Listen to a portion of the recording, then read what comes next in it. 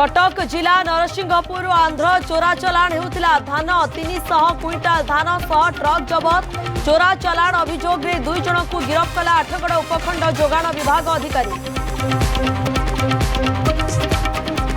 कलाहांडी में बाइक पर माड़गला बाली बोझई हाइबा घटनास्थल युवकों मृत्यु घटना को प्रबल उत्तेजना क्षतिपूरण दाबी में धर्मगढ़ बोडेन रास्ता अवरोध।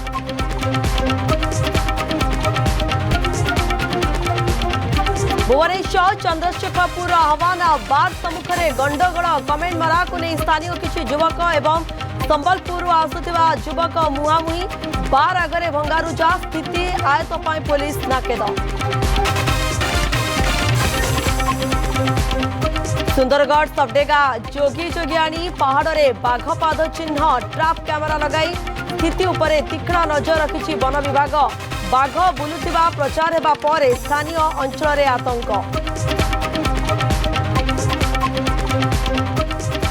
एप्रिल 3 तारिख जाए कालबैशाखी राज्यर केतेक स्थान में घड़घड़ी सह वर्षार संभावना 40 ରୁ 50 किलोमीटर बेगर बहीपारे पवन 3 दिन पर 2 ରୁ 3 डिग्री बढ़िबा आकलन।